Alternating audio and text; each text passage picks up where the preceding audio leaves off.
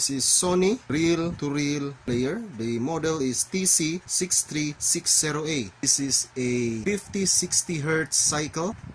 This is the cover. As the original reel, this reel-to-reel can play reel size 7 inches. It can play as small as this 3-inch reel.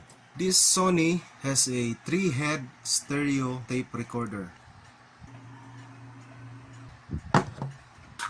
This is the erase. This one here is the record head. This one here is the playback head. So one is the pinch roller. On this side, it has the counter. I will set this back to 0.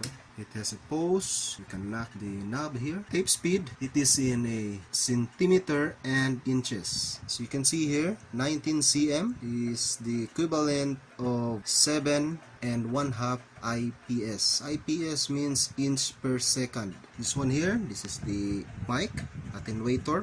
This one here is the record, left line in just knob, left mic. This one here is the VU meter, left and right, line right, and mic right. On this side here is the rewind, reverse, play, stop, and this one here is the source, monitor, tape. This one here is select. I don't know what is this SLH mean. Power switch on and off.